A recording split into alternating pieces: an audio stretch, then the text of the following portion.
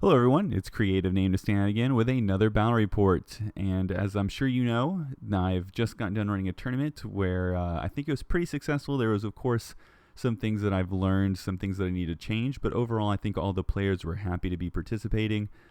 This particular game was not part of the tournament. This is a game I ran right before the tournament, trying out scenario 2 to make sure there was anything weird about it that needs to be looked at. So here I am playing against Nick, who will also be participating in the tournament. He'll be playing a completely different army though, which I think you guys will all be pleased to see.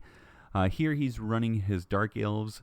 They're in the formation called the Realm Reavers, and I think these are the Scourge Privateers. In the old editions, these were the Dark Elves who were on the open seas riding their black arcs.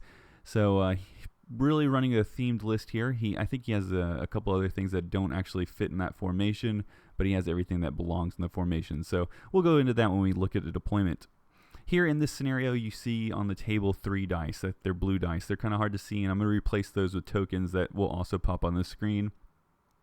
And each dice or token represents where the fallen general may lie. And as the Khorne player, I'm going to try to defend these and try to keep him from capturing them. Now, what's going to happen as Nick moves his forces forward, as he approaches these dice and gets within 3 inches of them, he'll roll a dice. On a 1 through 4, the token was a sham. That's not where the general was, and we remove it. On a 5 or 6, that's where the general has fallen, and the other dice are removed. And then that becomes the object of the game, trying to capture that objective. Now, to capture the objective, at the end of the game, you need to roll a dice. And if you roll a 6 or more, you win the game. To improve your odds, which you definitely want to do because of what kind of scenario makes you roll a 6 to win the game, you need to have more models within range of that token than your opponent, because every model that you have adds 1 to your dice roll. So if you have 6 models within 3 inches of the token, you'll automatically win because you add +6 to your roll, and ones don't always fail in this game. On my side, every model I have within 3 inches of that token will subtract 1. So it's not enough to just find it and capture it. You need to have a suitable amount of models more than your opponent so that you can either win or deny the win. So I think it's a great way to approach the objective game. Really kind of defines it really well. I think this is my favorite favorite spin on the objective game, and I'm looking forward to play this. So with that, let's go ahead and look at deployment. So starting on my left flank, we have my 12 Blood Warriors, the Aspiring Deathbringer, and the Blood Secretor. Moving on to the right side of my army, I have a Slaughter Priest, 16 Blood Reavers, 5 Skull Reapers, and a Blood Stoker.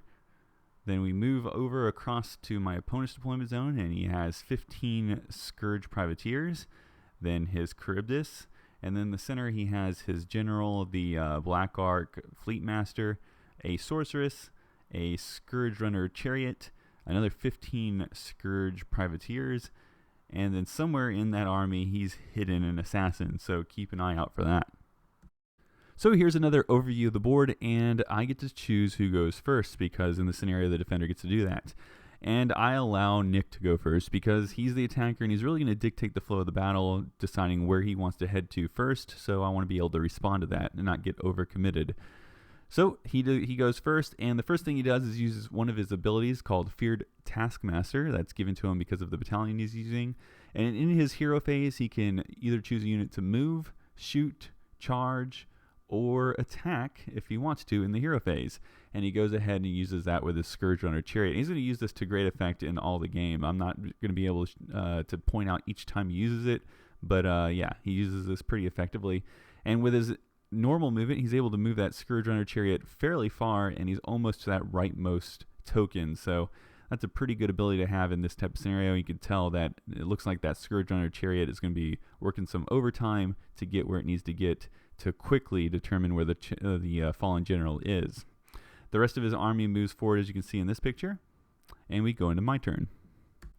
All right, so we go into my turn, and I'm still not anxious to get into combat just yet. I want his forces to kind of separate a little bit more if possible. What I am going to do is I'm going to whip the Blood Reavers, and then I'm going to give them Inspiring Presence so they can shoot up there. And I'm going to roll a 6 for their run, so they're going to move super fast up that way. I think it's 15 inches forward. And then from there, I'm going to hopefully have them absorb the charge from the Charybdis. He's going to kill droves of them, and then I can bring my Skull Reapers in there against the Charybdis. Don't think they'll fare too well, but if anything, I'd rather charge the Charybdis with my Skull Reapers than it being the other way around. As far as the right side of the board, I'm going to wait for him to kind of separate a little bit more, like I said, and then I'll have my Blood Warriors hopefully engage that unit, kill them hopefully fast, and then maybe I can chase down that chariot, but it's going to be kind of hard, I think. If he does end up finding the fallen general on the right side, that's a good thing for me, because it's going to take him a little bit to get his left side over there to reinforce, so it'll allow me to kind of take on his army piecemeal with the Blood Warriors. If it ends up being in the center, that might be a little bit tricky if he gets everything in quickly. So we'll see how it pans out. But my tactic right now is to still play a little bit cautiously, see where he goes, and then react accordingly. And then we go into the second turn, and I get lucky. I get the initiative here. I decide that I'm not going to commit the Blood Reavers because there's no gain to it. If I charge them in against the Charybdis, they're not going to really do too many wounds to them probably. So I'm just going to move them out of the way and make room for my Skull Reapers, who is what I wanted to get into combat with the Charybdis from the beginning.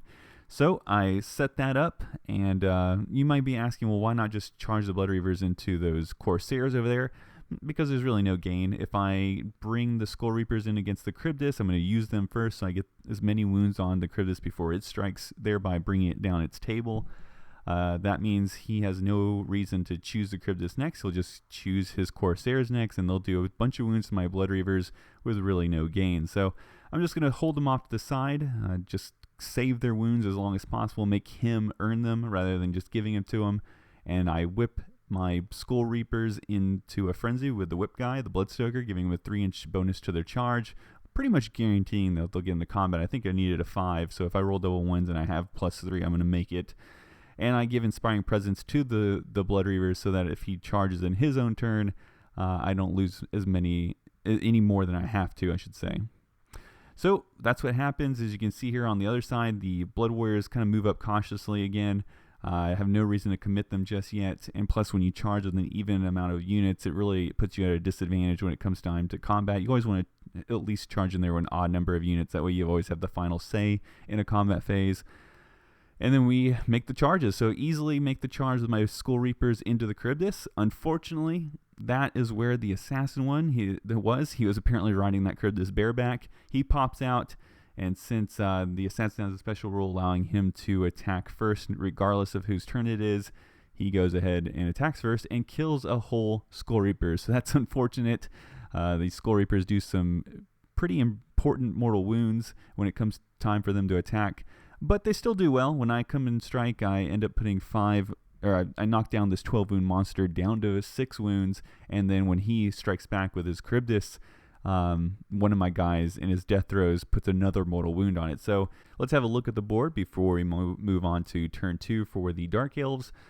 And here we are. So in this turn, he's going to use his battalion ability again to have his Charybdis attack my Skull Reapers. Oh my gosh, all these Khorne names. He's going to have them attack the Skull Reapers once again in the hero phase. He's going to kill off one of them. That's a really good ability. Then we move on to his movement, where we have his Scourge Runner Chariot uncover the first of the 3 tokens. Unfortunately, or fortunately, however you want to look at it, it's not the Fallen General. So that's 1 down and 2 to go. So we move on to the shooting phase, where the Scourge Runner Chariot takes aim at the Blood Warriors and manages to do a wound. I think he rolled pretty poorly. He probably could have done better, but 1 wound's better than nothing. And then we move into the charge phase. So Here on the board, you can see on the left side, he has a practically guaranteed charge with his Corsairs into those Blood Reavers, and he's not going to take it. Now, I think a lot of people will look at this and say, well, that's a mistake. That's a bad decision not to do. Like, why wouldn't you charge? And I'll tell you why you wouldn't want to charge. If you're looking at the here and now, you have a Charybdis and Assassin in combat with a fairly weakened Skull Reaper unit, but a Reaper unit that can still take out the Charybdis. So if your goal is to try to save the Charybdis to use it further in the game, then you're probably going to choose the Assassin or the Charybdis to attack first. So why charge in a unit if you're not going to choose them to go first? You're going to charge a unit in to take wounds out of sequence for no reason at all. Now, combine that with Nick's point of view, where he thinks that the Blood Reavers are a lot more powerful than they ended up being. I think it becomes a no-brainer. You don't want to do this. I think the only thing that makes this a bad decision is when we go into combat and he just rolls really poorly and I end up not losing anything. If he would have rolled, I think, a little bit better than he had, I think everybody would have agreed he made a solid decision. In hindsight, though, make your own judgment on it as the game develops. We roll off to see who gets the next turn, and the Khorne Bloodbound are fortunate enough to get another turn, so the initiative on the turn. So what I'm going to do here is do a lot of hero phase things, so I'm going to give Inspiring Presence to those Blood Reavers. I'm going to whip the Blood Warriors with my Bloodstoker to give them that extra 3 inches to their charge. I'm going to throw the staff in the ground. It's only going to really affect those Skull Reapers right now.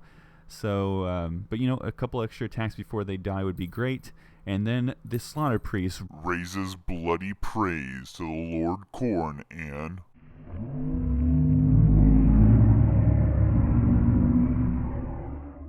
and he's able to boil the blood within the veins of the Charybdis and inflict 5 mortal wounds. So that was great to kill the Charybdis that way. Usually I end up hurting myself when I try to pray to Khorne, but this was killer. So here's what the board looks like from up top. And we go into the charge phase. So I just charge in the Blood Warriors, and they make it easily because they got whipped earlier. I try to get the General into the combat to help out the Skull Reapers, but I just don't roll high enough. And so we just go straight into combats, and that's where I start, is here with the Skull Reapers. I try to kill the Assassin best I can. I'm just not able to. I might have inflicted a wound, maybe 2. And then he goes ahead and he attacks with the Corsairs. I didn't attack with the Corsairs against the Corsairs first because I just didn't think they were going to do that much damage. What ends up happening is he does kill off the wounded Blood Warrior. In return, you can see I kill off a few of his troops, and I think one of them ends up running away. We end the combat sequence with the Assassin killing off my Skull Reaper with the Soul Terror, and he's just not able to kill the last one. So here's an overview of the board as we go into the next turn, and before we do, let's just talk about these Blood Reavers. Again, I didn't charge them. I'm not in a rush to get them killed. I know that their best use for me now is just to delay, to just tie things up for him to have to fight through. So it'd be best if he charges on his turn and kills them on his turn rather than me wasting wounds in my out of sequence. So that's the plan, and we're going into Scourge Privateers turn 3. And I'm pretty sure he's probably going to kill these guys now. He's tired of them just standing there making faces. In the hero phase, the Sorceress tries to help out the Assassin by casting Arcane Bolt to free him up, but only ends up doing 1 wound to the last Skull Reaper, so he's stuck in combat. Then we have the Fleet Master using the Battalion ability to give these Corsairs the ability to attack in the hero phase. And it's pretty successful. He ends up killing off 2 Blood Warriors, which is 4 wounds, not bad. And then we jump into the movement phase. So in the movement phase, we have the Scourge Runner Chariot running around the terrain, sacrificing his shooting, trying to get to that second token here in the middle. And then that's pretty much it. There's nothing left, so we go into charges. The Corsairs charge the Blood Reavers, and then his general helps out the Assassin by charging that last Skull Reaper. So he chooses to have the Corsairs attack first, and he does quite a good number of wounds. I think he could have done better. He did roll pretty poorly. And then I choose to attack with my Skull Reaper next, and the best thing happens, I suppose. I kill myself, which robs those 2 guys out of sequence. This guy was going to die, so I guess that was the best way to die if I was going to lose him, so that happened. And then after that, he only really has the other unit of Corsairs to choose, and they attack those Blood Warriors. I think they end up killing 1 guy. In return, I kill a bunch of them, as you can see in that picture. And then we move over to my Blood Reavers, and they kill, I think, 2 or 3 of his Corsairs, and that's where combat pretty much ends. Nick finally catches a break here, getting the initiative on a turn finally, and he uses that ability that allows him to attack in his hero phase. Unfortunately, he's just continuing to roll pretty poorly and is not able to finish these guys off. I still have 5 more dudes. In the moon phase, we have his Scourge on a chariot move over to the second objective, and he rolls for it, and it again is a dud, so that means the one objective that's surrounded by my heroes is where the general has fallen, and that's where he needs to start converging his forces. In his frustration, the Beastmaster shoots the harpoon and impales my Slaughter Priest in the back, but my Slaughter Priest is a powerful being, and he still manages to live after that. We now go into charges. His general and his assassin move up to attack my general, the Aspiring Deathbringer, and they, in a cinematic way, attack from both flanks. So I have a dual-wielding general, and he's taking on these lightning-fast heroes of the Dark Elves. And despite their 2-to-1 advantage and their superb skill and speed, the pure rage of the Deathbringer carries him through in this first round of the duel. He manages to graze the assassin, giving him 1 wound, and then inflicting a pretty healthy wound on this Fleetmaster by giving him 2. In return, he takes 1 from the Fleetmaster, and it's a pretty exciting duel so far. Making our way up to the Blood Warrior and Corsair action, we can see that Khorne favors his sacred number so much that he weaned out all the weak Blood Warriors, and at that point, it was good enough to just slaughter the remaining Corsairs. So we're down to 8 Blood Warriors, and it's a good thing that they're freeing up because my left side is pretty much falling apart. So as we move into the next Bloodbound turn, I need to mention that in the previous hero phase, my opponent uses the scenario-specific command ability, which says you pick a unit. In this case, he picks his Fleetmaster. In the beginning of my hero phase, I must choose to declare to retreat with any unit within 3 inches of him or take D3 mortal wounds.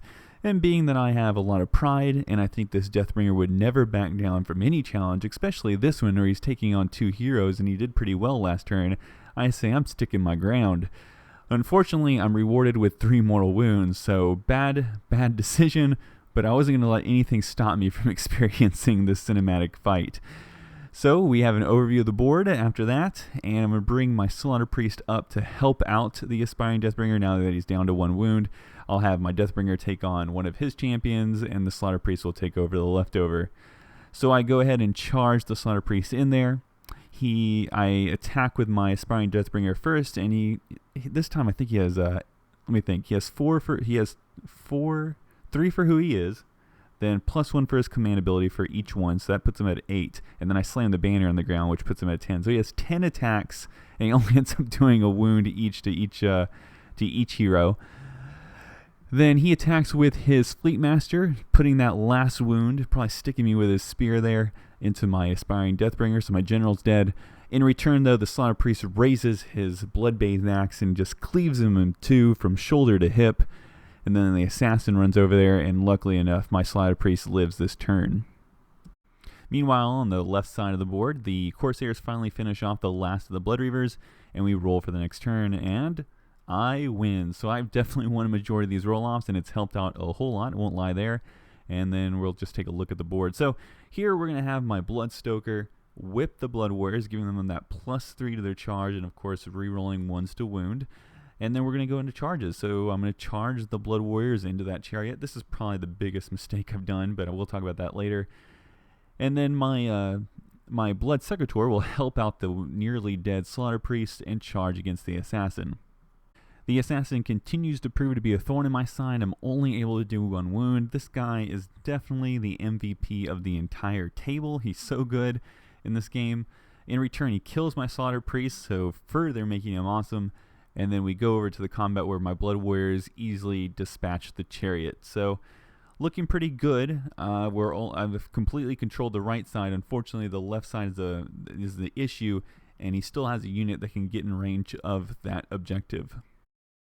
In Scourge Privateer turn 5, he has his movement with his last unit of Corsairs who run up as fast as they can to get to that token. They're a little bit off, but they only have one thing blocking their entrance, and that's this Bloodstoker. We go into combat, and I do only 1 more wound to the assassin. He's down to 1, and he ends up putting me down to 1 wound. I have a 3+ save. He did 2 wounds. I'm lucky I didn't die. He got through my armor save and inflicted 4 wounds rather than 5. So there's no telling what's going to happen here, especially if he gets the roll off for the next turn. So in turn 5, though, we do have to roll off to see if there's a turn 6. That's how the scenario works. It could end on turn 5. It might go on to turn 6.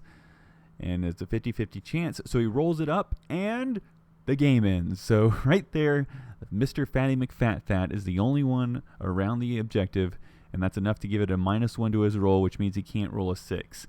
So that means the Bloodbound win the game, and I think this might be the first time I've won a game in AOS. So if it is, then thank you, Nick, for giving me such a great game, and now I get to hold this over you forever. No, I'm just kidding. So yeah, so if it went on to turn 6, I'm pretty sure, depending on who would go first, but even, okay, so if he would have went first, he definitely was probably going to win, because he would have been able to move up, charge my Fatty McFat. Even if he didn't kill him, he would have enough models to probably get the automatic roll there to win the game. And my guys, those Blood Warriors, who I shot off to the right flank so hard, just were way out of position. There was really no reason for me to go after that chariot, and by doing so, I took them completely out of position, so I couldn't respond to this last unit. So it was a really close game there. The assassin was so killer. If he would have got to go first there too, I'm pretty sure, since he gets to pick the initiative of the combats, he would have picked the assassin first. Highly likely he would have done one more wound to me. And yeah, my whole left flank would have just been collapsed, and my Blood Warriors would have been over there on the right flank doing nothing, just kind of kicking the dirt. So yeah, this came down to whether the game was going to end or not, and lucky for me, it ended, because I'm pretty sure either other way, he probably would have won. Had I even got to go first, there's no chance or no guarantee that I would have been able to get the Blood Warriors over there close enough to the objective, because at this point, my Bloodstoker was out of range to give them the +3 bonus to their run. So highly unlikely either way I would have won. So the only way I would have won was how you saw it right here. It ended at turn 5. So lucky me. I hope you guys enjoyed this. I really appreciate you guys watching this. I always welcome any comments, of course your likes and subscriptions, and I will hopefully get you a tournament rundown, maybe tomorrow, but definitely sometime this week. Alright guys, see you later.